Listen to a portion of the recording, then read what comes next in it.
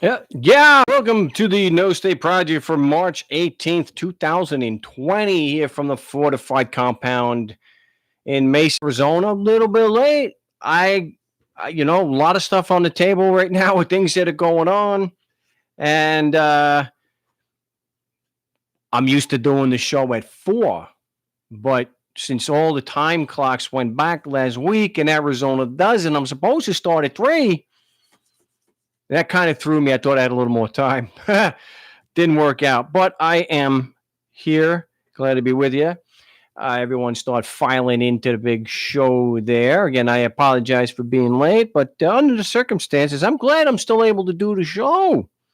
As I mentioned before, I didn't plan to go into too many details, but the show is under attack. It's not from YouTube. It is from a government agency. I hate to even say that because it's making a couple of people probably really happy to know that I'm under attack again. So if the site goes down, it is not, or the channel goes down, it is because of a government attack. So I am with all that's going on, I'm having trouble even paying for my hosting. So the lack, not being able to pay for the hosting might be what takes the site down, at least temporarily. So just be smart. If you like the material, back it up. Go start your own YouTube or Vimeo or some other, BitChute. Start one of those and start backing up the videos that you like. And it's easy enough to back up the audio. I know there's a couple of gigs, a few gigs worth. So just as a precaution. And so what I'd like to talk about, what's your experience with this whole Corona thing? I know that there's some panic, hoarding and whatnot. I could do a whole show on that. But, yeah, good to see you guys filing in. But I know from my own experience, I know I tentatively titled the show about another cop caught. Cops are caught all the time. And so this one was, I'll get into the details about that. But I'm interested. I want to know what your experience is, because stores, for the essentials, especially toilet paper, it just that they can't keep it in there. So they were posting things that the policy was that they're going to limit how much people could buy of certain products. And I know at some places like Costco, you actually have to scan your card, so it's going to keep track of your purchases. So you can't buy 10 things of toilet paper or paper towels or whatnot. Yeah, the phone number is in the description. 717-275-8941. The passcode is 123-3428. It is in the show description. If you can get me on Skype, also instant message me first at Frank Rizzo 3. That's Frank Rizzo with the number 3. We'll get you in. So I'm going. We'll get. They're even clearing out the black beans and the lentils. Now I can see the black beans. You can make a valid case there. People buying beans and black beans, especially if you're quarantined. You want the black beans. You don't want the white beans. You don't want lima beans. You want black beans.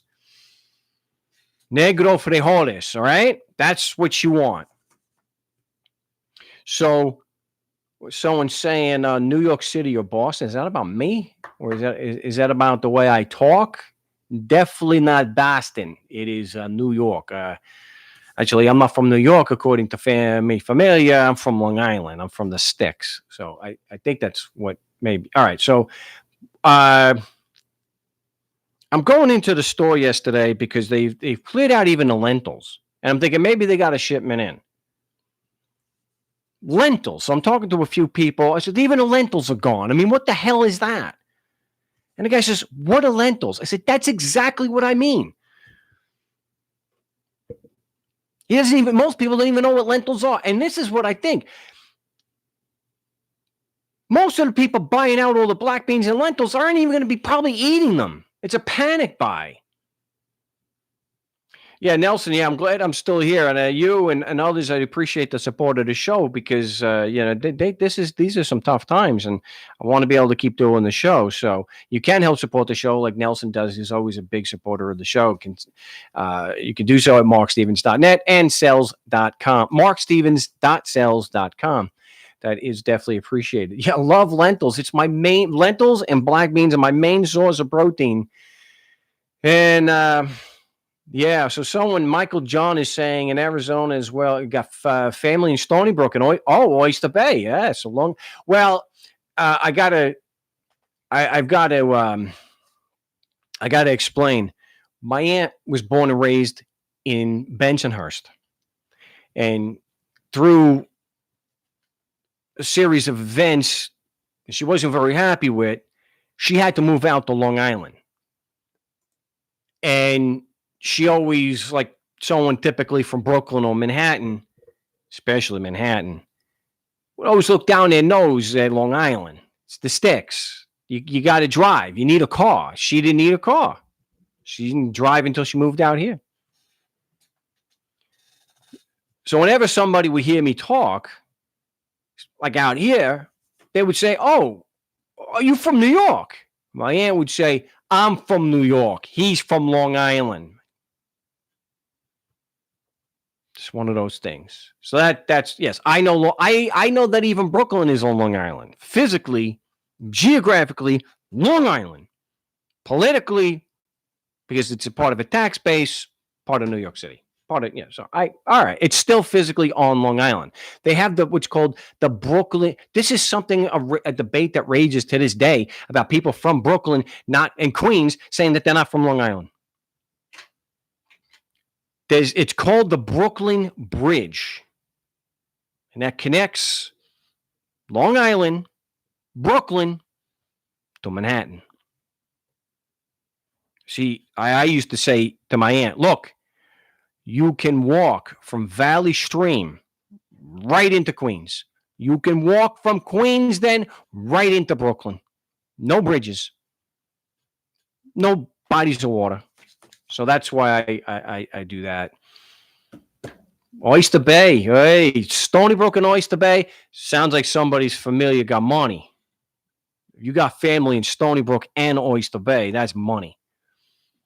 That's where I would like to be. That's where and so let me get back to this. So they're clearing this stuff out. I'm going into the store yesterday to see maybe they got restocked. There's a guy coming out with an entire shopping cart filled with paper towels. The whole shopping cart filled over the top with paper towels. So I go in there. I said, "Don't you guys have a policy now that you can't just fill up your cart with toilet paper or paper towel?" "Yeah, we do." I said, "No, you don't." Because a guy just walked out of the store with a full cart. And it turns out he cleared them out. They had restocked. They were gone of toilet paper, but there was some, in fact, a little more than a cart full of paper towels, and this guy took them all. I'm thinking I got to take my police baton out with me, and I got to start kneecapping people. If you're hoarding stuff, kneecap. I'm not actually advocating that. I'm trying to be funny here. I know there's going to be a few people, a particular lawyer that I've got in mind. No, not one, Galt. You know, get off your high horse. Is going to start thinking that I'm advocating violence. I'm not. It was a joke. I would like to choke a bitch out that's doing that, though, because they would certainly deserve it. You don't need to fill up your whole cart with paper towels. Disgraceful. So that's why I saw something posted today, store in Europe. Let's say, like with the hand sanitizer. One for, you get one for $4 or $5. But if you want to get two, the price is $200. So that's what they can do. You want more than one, it's going to cost you dearly. So, we wouldn't want to be in New York City now. No. But Oyster Bay, Stony Brook, yeah. Yeah. So hopefully, if anyone's got an experience like that, they want to talk about it, how they're experiencing this, because you get a few people that start hoarding, and people feel, well, they've gotten it now, they've got to buy before it's all gone, and next thing you know, the store is bare. Yeah, in the UK, Stewart's saying in the UK they're stealing hand sanitizer from hospitals, and that's not just hospitals. You've got gas stations that have to shut lock up the bathroom because people are stealing hand sanitizer, the soap. They're taking the paper towels, and they're taking the toilet paper. Some with paper. Who wipes with paper? Linen is the way to wipe. Well, get a damn bidet. But now what I'm told is that the bidet things are all gone. I don't know. I eat a tremendous amount of fiber every day, and I don't go through toilet paper like what these people are guessing that they're going to have to do. Yeah, someone and the Cap Adventures love my bidet. Well, yeah, that's I get really we get right down to it. I mean that's being clean. Oh, all right. So if anybody wants to call in regarding that topic, and also cops not playing by the rules and being the typical bad cells, and I know all cops are bastards. I do. You have to look at more context though, because their lives are going to be destroyed. And before we stand on our soapbox and want to look down at anybody, whether it's police or any other whistleblower, and criticizing them for not blowing the whistle, consider what you would do in that situation. Really, if your family, the welfare of your family, I'm not saying we shouldn't. I just want to have more context before we judge. When your family's well-being is at stake, that your life can be destroyed. Think about it, especially when you're dealing with cops. So that's when someone, if I'm talking with someone, they call the show, or I'm talking with somebody, and a traffic ticket or something just comes out of nowhere, or they're being falsely charged with something, and it's just a pattern of systemic abuse. 9 times out of 10, it's because they're dating somebody who used to date a cop. Okay, their significant other was involved with a cop. Boy, if you're one of these smaller towns and you get a cop, hey, I had a cop that he stalked me for a number of years. I didn't even drive my car because it was too dangerous with this individual around. So I just rode a bike. Well, I'm in Phoenix, so it's a little conducive to that. But that's what you subject yourself to. So use the USA fiat to what? Yeah, well, it still fortunately pays for things, And I wanted gas prices to come down for a better reason, but we'll take what we can get. So, which government agency is attacking you? Well, it's the state bar in Arizona. So I'm sure that's going to be met with, there's going to be 4 or 5 people who troll the show. They're going to be, oh, thank goodness, it's about time. It's about damn time. So yes, I am being attacked by the bar again. So we'll see what happens. We'll see how it plays out. Again, I've defeated the bar the other times that they've brought complaints against me. The difference here is the guy who's making the complaint is really laying on the false accusations. He's accusing me of some pretty vile stuff. And I know that even though I can show that I'm not a violent predator, I don't aggressively advertise, I do not go after people who are emotionally vulnerable and manipulate them. I can show I'm not a sovereign. I can show that this guy's lying, but that's the thing. Nothing will happen to him. So lawyers can go and lie through their teeth. Not going to be punished for it. Not if they're coming after someone like me. So, but yeah, we have to be prepared, J-Back, that this could be the end of the show. It may come down to where there's a cease and desist order, and they'll pull my show down if they think I'm engaged in the unauthorized practice of law. So we'll see. Again, I shouldn't have even have given that much, because I can't stomach the idea of these few people just reveling and breaking open the champagne that the bar is finally gonna shut me down.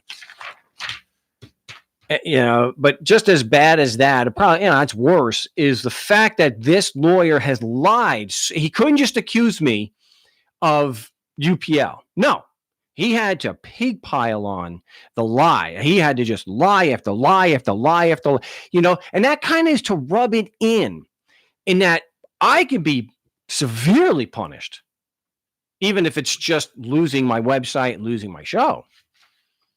But he can lie and actually cause damage to me and hurt my reputation because he's lying, and nothing will be done to him. Nothing. I will report it. I'll show. He accused me of being a violent predator. He does not even want his name or his physical location, nothing being everything about me is public. But he doesn't want all of his information has to be kept private because I physically attack. I'm a violent predator, and he's afraid of a violent attack. Well, maybe it's because he's lying through his teeth, but he can, because it's the Bar Association, which is a violently imposed monopoly.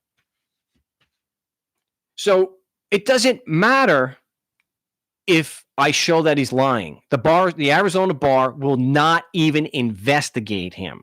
That's the kind of individuals we're dealing with. And if by some miracle they actually investigate the way they're investigating me, this lying lawyer,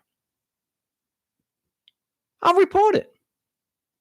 I doubt it, but I want to be able to show let's say if the show is going to end at least as I was doing it. I want to be able to show publicly the double standard and how this man could lie, calling me a domestic terrorist. Yes, he used a dog whistle. He said I was a sovereign citizen. That's a domestic terrorist, according to the feds. But he can do that in an effort to destroy my reputation, lying that I'm a violent predator, preying on vulnerable people. And the Bar Association, even with the evidence that this man has lied about me, they won't do a damn thing. Nothing, because they're not concerned. They're not concerned with ethics. You can't tell me that an organization that imposes its rules, imposes themselves on an unwilling society, is interested in ethics in any way. Again, if I was to do things like the bar, if I was to do things like the government, and I forced strangers in the community to give me money, I'm a criminal. So are they. They are not interested in ethics. And that's why it's extremely rare for lawyers to be punished by disbarment and a fine, let alone that they should have recommendations for prosecution. But they're not. Because lawyers, being a part of the ruling class, usually just the useful idiots. And I know this is all going to be, this might all be used as evidence against me. Lawyers, being a part of the ruling class, can put innocent people in prison for life. Ken Anderson, POS from Texas, the only lawyer in American history to have criminal charges against them for what they did as a prosecutor. One in history. In history. One. Is this lawyer sitting up at night? I can't believe Ken Anderson. He put an innocent man in prison. No, Mark Stevens. And even though he doesn't agree that he's a sovereign citizen, he is. He is, and I have done damage to untold thousands of people. And not a single one went to the Arizona State Bar about me. Not a single one of these thousands of people that are claiming that I'm hurting them. He has no evidence whatsoever, and he admits it.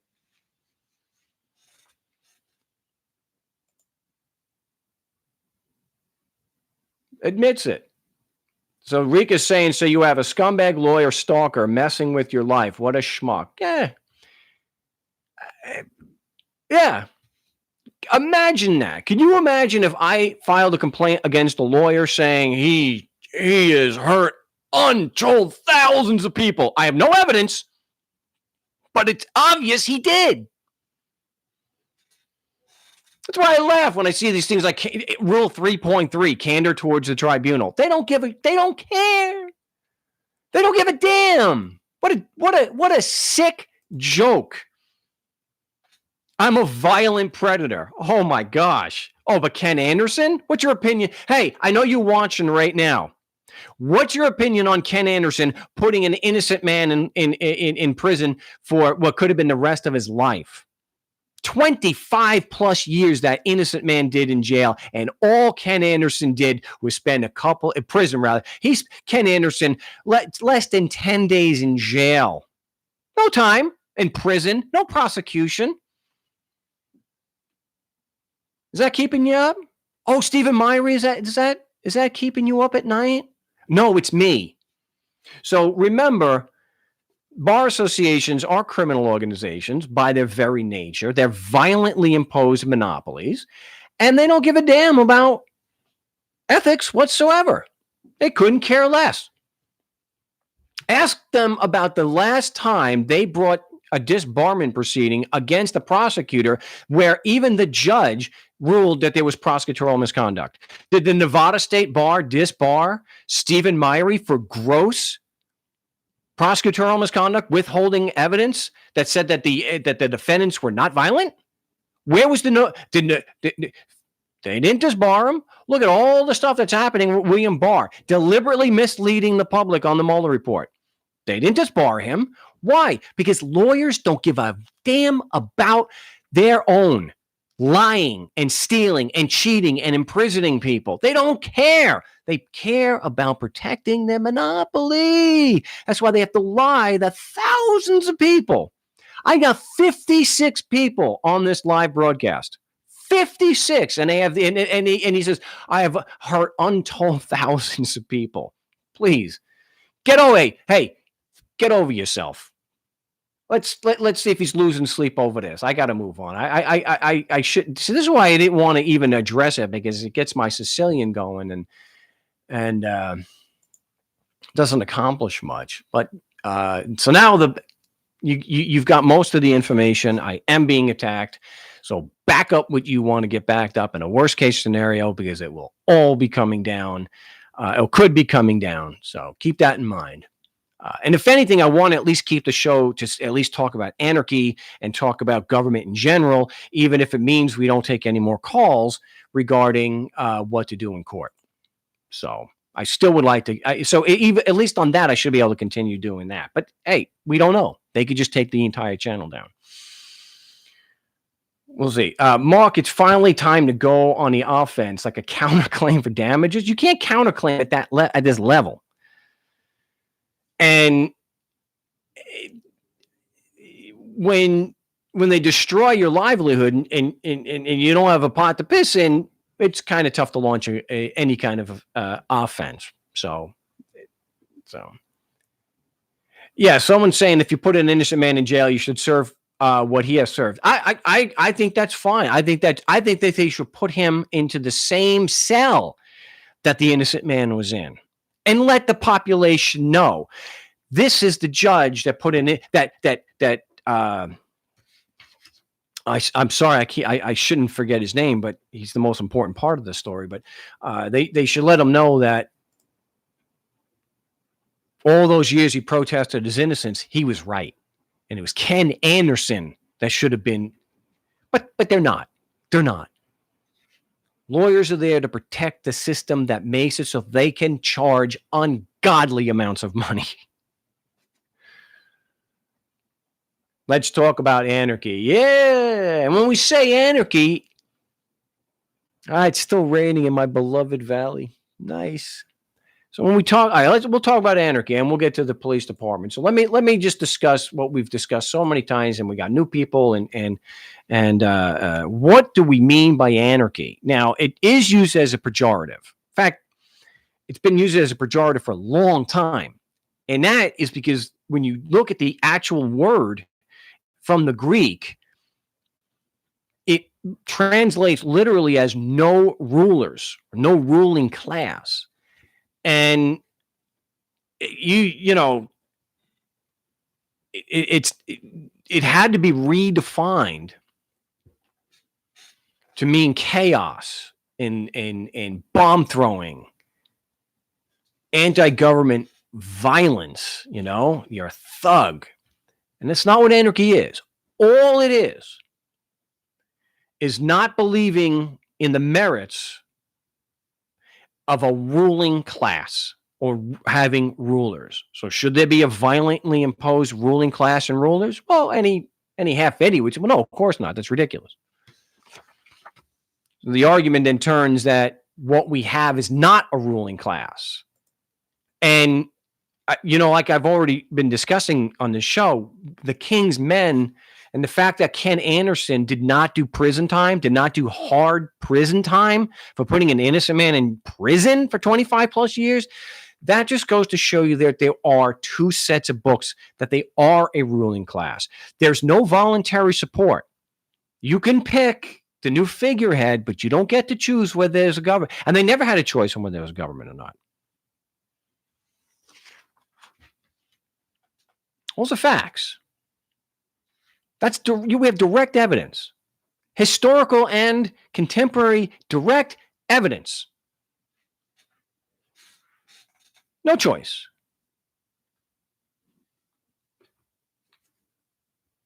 There is no principal-agent relationship between the people and the so-called government.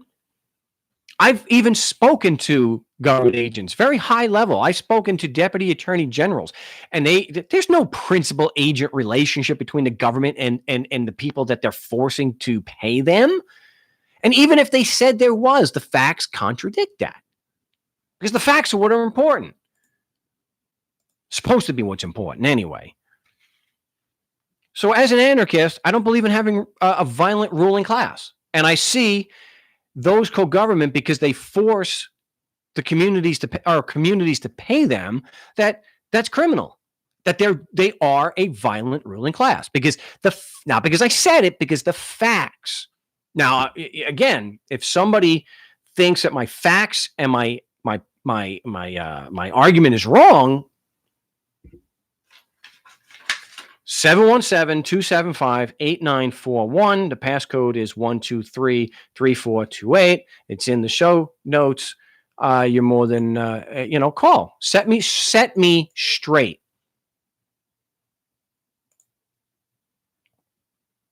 Okay, so what I'm gonna do, I'm gonna get a Skype call, and I think at this time I can drop off the caller line, and I will give a call to JC. I've got that, hopefully.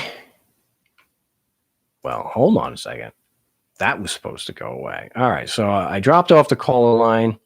So we're just going to grab a Skype call before the show is. And I still have to get to the cop stuff. So hopefully JC will be with us. Oh, I got to put the headphones on? Really? Let's see what we got here.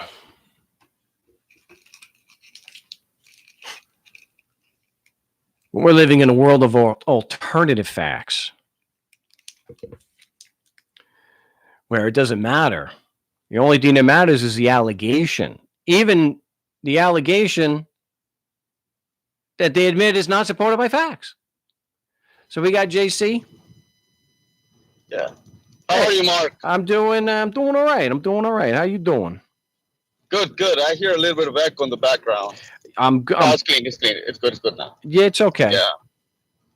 So, so what are we talking about? Because I kind of wanted to ask you questions about my coming up court date. Well, I'm not taking any calls on what to do in court because, as I explained, I'm being attacked by the bar, Fine. and I'd like to be able to keep my show going for as long as possible so that they don't, Oh, okay, okay, yeah. okay. So people can, like, and the object is to so that if they can keep doing the show, people can back up the videos that they like and back up, and so that in the event that the worst case scenario they do take my channel down, we still have, you know, we still have we still have a backup. We're talking about Anarchy. Darn, that sucks. Yeah, we're talking about Anarchy That sucks. though, and so welcome to talk about that. Or if you have an experience with the whole Corona virus that's going on and all the craziness that we're, you know, we Well, don't. the only experience I see with the coronavirus is that people have realized that the dollar is worthless. So now they see like, well, maybe toilet paper is worth something. So I think that's why they're emptying the shelves. I don't know. It's supposed to be some kind of sarcasm, but Yeah. no, no. I mean, like, so anarchy. I don't know why people make a big deal out of it. It's just simple. Means no rulers. The end. Well, That's how it works. because it is an indictment on the current structure of society that we have now. Because most people would agree that having a violent ruling class is wrong. It's reprehensible, and that the violence that comes from that, or the violence inherent in the system, and then all the gross corruption that you see, and they don't realize that, hey, it doesn't have to be this way. I mean, we can have the same services, as I've mentioned 1,000 times. You just don't put people in prison to have them pay for it. Correct. No, and the thing about this, because I have clashed with the state employees, for the last couple of years, I have actually experienced some of the things that the state employees will do to you, people that come from the state. So, I mean, you really do not need a third party to be deciding for you. I think one of the things that we have, or that society has, I can't say we because I like to exclude myself from this social conditioning, right? Is that they have this great need to be told what to do, Mark. And so people, if they really want to come to the notion of anarchy, or basically what's freedom, is they got to change their state of mind.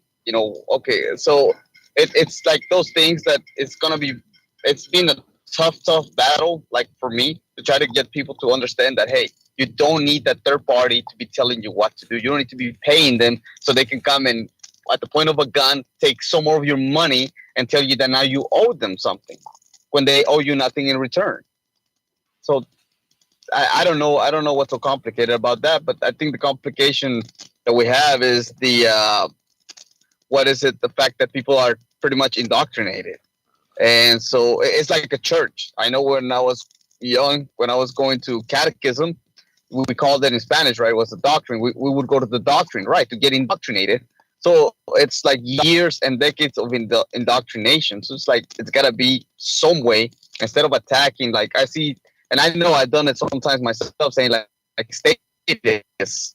Oh, you state this, you state. It's like I'll be doing the same thing as somebody who believes in the state will say to me, oh, you anarchist, you sovereign citizen. Already the labels is what really, starts making that, that blockade. It's like that barrier, that wall that Trump's trying to build. It's the same wall you're putting there by putting that label like that.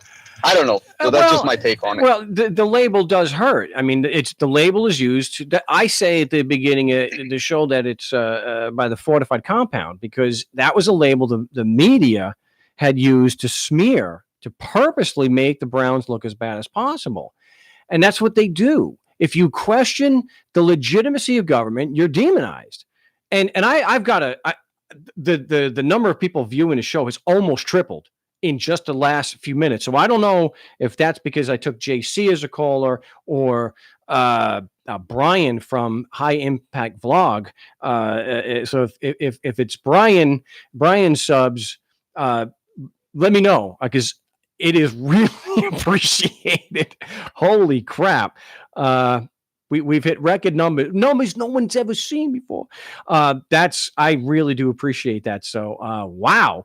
Well, the conditioning, yeah, like we're saying, the conditioning is absolutely a part of it. And I think it's now you're starting to see where it's so close to people getting it. And what I mean is that there's a meme going around with the empty shells by Republican types. Okay. Not, I'm just saying that type, not all of them, but by Republican types. And it's this idea that what's happening right now is why we shouldn't, someone like Bernie Sanders shouldn't be president. Like, oh, I thought this was a test run for Bernie. Like, it's happening right now under what you think is a capitalist only system. And so there are people that are on board with when Trump is talking. I'm not even supposed to use his word, but I'm not using it as a pejorative. That the administration wants to help get through the crisis, $1,000 to every household, and now they're talking about bailing out the banks. And there are a lot of Republican types that are on board with this. I'm like, that's called democratic socialism. If you removed the force that is involved in collecting the tax money, the money, and that's a form of democratic socialism. And yet they would still scream, "You can't do that. That's socialism." But it's the label. What I'm getting at, it's the label that they demonize something like democratic socialism, where you could have democratic socialism and capitalism without a government. Whoa, you're getting some serious background noise there, guy. I wanted to bring you back up, but yeah. Wow. Okay, can you hear me now? I can hear you. It's just that there was some really bad background noise. Yeah, I wonder what that is. Okay, so yeah, I think what you just pointed out a good point, Mark, about what's going on right now with the distribution of wealth, right? I say that quote unquote, right? The distribution of other people's money. That's really what's happening. People bashing Bernie Sanders and all that, and I mean this guy just came out and said that he was going to distribute money to everybody, but where's that money coming from? That's another thing that people don't see. It's like you just pointed out that this is the real democratic socialism that Bernie Sanders was talking about. Well, it's a form of it.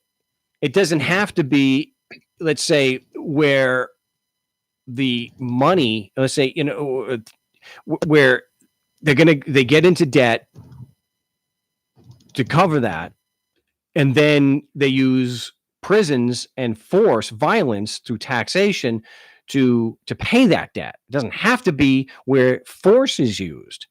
And all it means is that like a system that we have now, I mean, the police and fire, military, the courts, the roads, everything government does is democratic, is a form of socialism or democratic socialism. It's the word socialism is used because Americans don't understand the word. They conflate it with communism. And they're doing a great job where you've got Republican types where you can say, well, they absolutely don't want socialized medicine, but they're okay with Medicaid. Yeah, and Medicaid is another form of socialism. Yeah. Okay, that's another thing. And let me explain something for those, like you just said, the Republican type. Is a republic, it's a form of socialism. Everything that's found, every country that you've known that's been a socialist country is formed under the premises of a republic, and they have a constitution, and it says that they have a union. So unions, and if you see the premises of socialism always started with unions.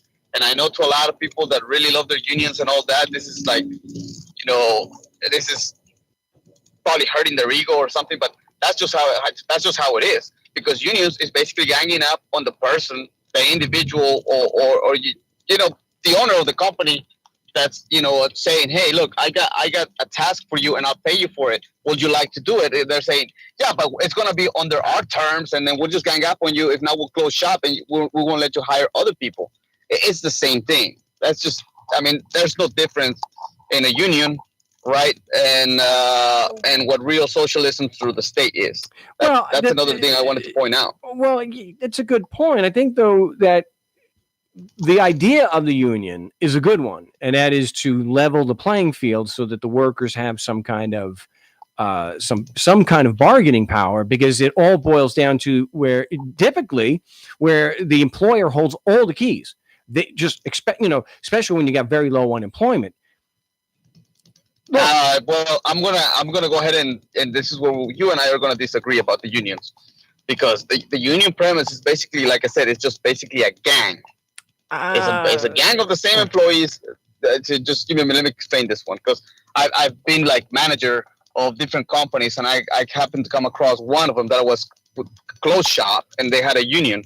So my best employees, I could not reward them, and I had to reward the employees that really sucked. And I hate to say this, but that's what I had to do because of their seniority status. It's like, no, what happened to merit compensation? I got to compensate people who are just sitting here and just basically coasting through the whole thing, while other people are working hard. It's socialism, whether we like it or not. Well, I think in that's a bad. I was talking about the idea. Now, the idea of the union in equalizing the power dynamic, I think, is a good one. What you're saying is just, it's not going towards the idea of the union. I think it's more of a bad union rule.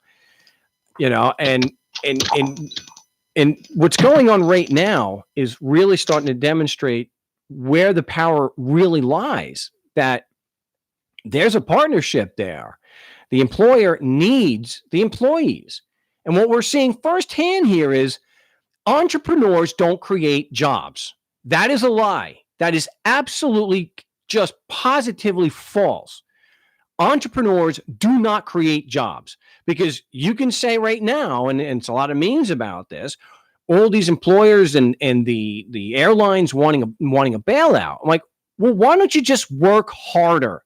Why don't you pull yourself up from the proverbial bootstraps and work harder and create the jobs?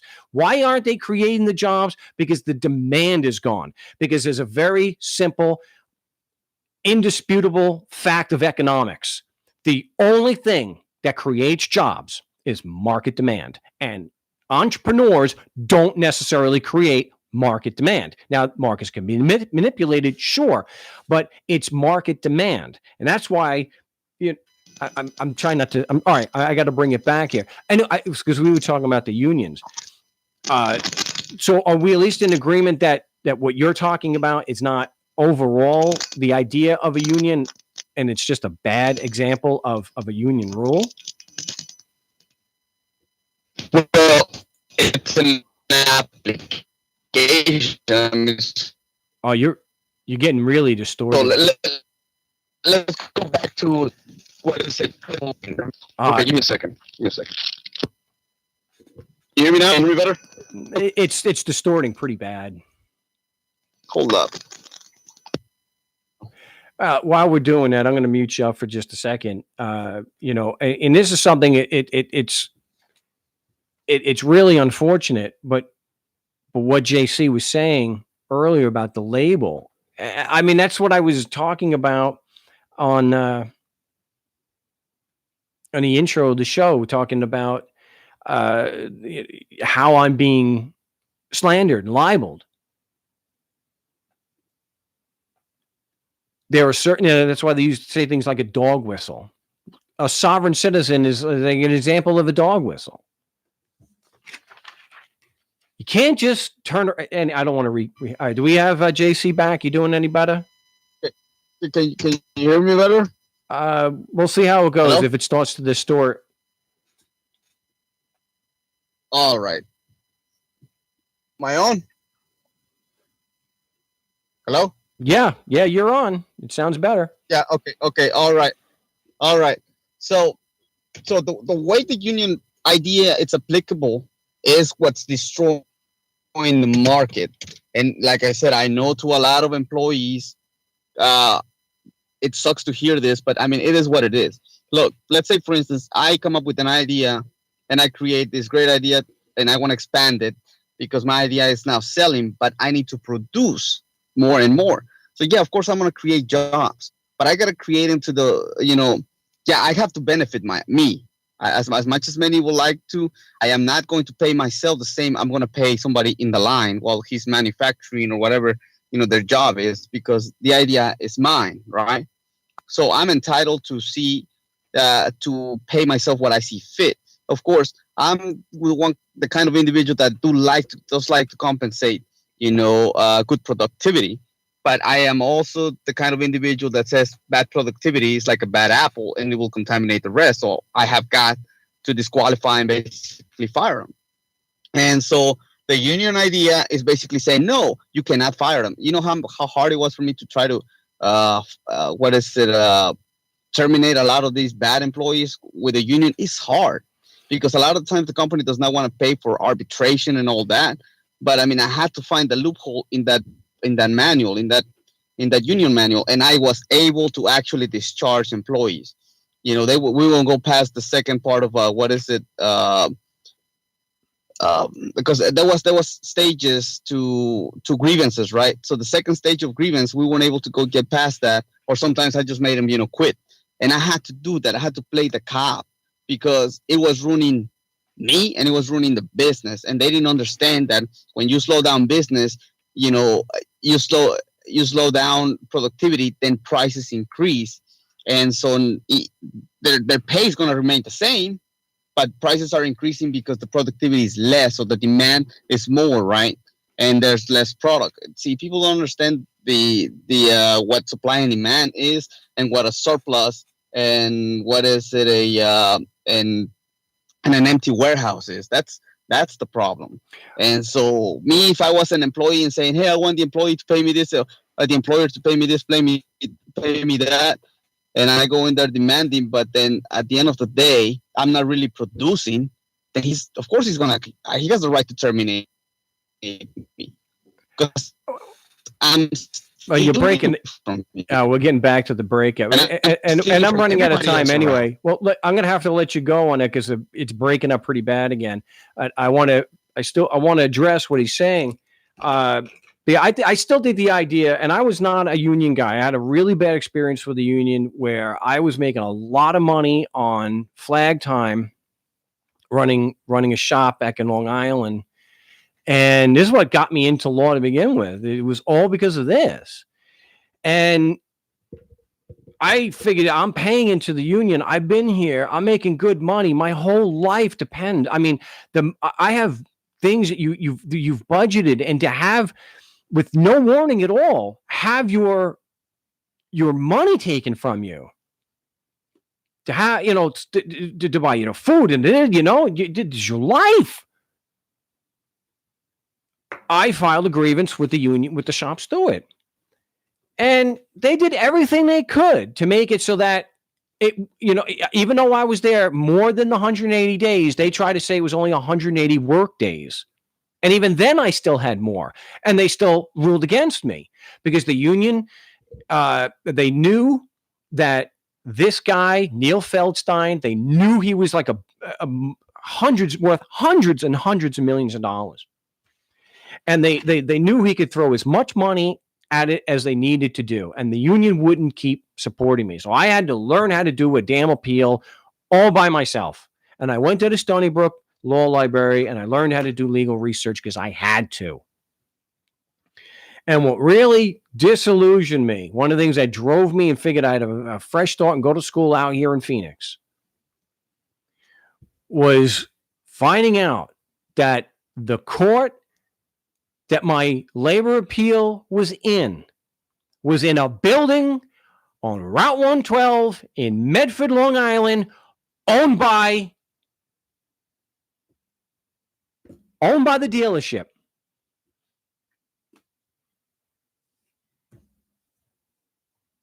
I'm going to have to go. I'm really sorry. I'm out of time. I'd have to re-sign up I'm not on the caller line now anyway, and I'm really sorry. So you're going to have to call on the Saturday show. But this judge turned around and said, I've looked at everything and I'm ruling for the company. And that was it. And have a nice day. I felt like a total schmuck. All that work. He didn't even read it.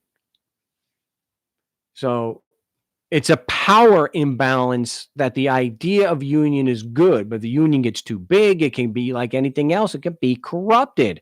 The idea is a good one, I think, to kind of even out the power dynamic. You shouldn't woulda, coulda, shoulda. Again, Edgar, I'm sorry. I can't get back to the call line. I do appreciate everyone tuning in today. Some things I didn't want to discuss at this time, but it's out there now. Again, don't send me links of these lawyers jumping for joy. I'm not interested. I don't give a damn. But do the smart thing and back up on your own channel, the videos and the audio, because a worst case scenario, the show is going, the channel, this channel will be pulled down and my website will get a cease and desist order that I have to pull the website down. So that's very, very possible. But I'm trying to do what I can to avoid that. So if we do the show, hey, record numbers today, and we didn't talk about court. And I really do appreciate that. 156. No, it was 100. 169 was the highest that I've seen. So really, really appreciate that, everybody. I didn't even get to talk about the police department here today. I'll do that on the Saturday show. I'll have more time. And Edgar, again, I apologize, my friend. It'd be good to hear from you again. Definitely get me on the Saturday show. So if you want to help support the show, help keep the show going, markstevens.net and markstevens.sales.com. Until I'm live again on the Sabato show, salud a tutti.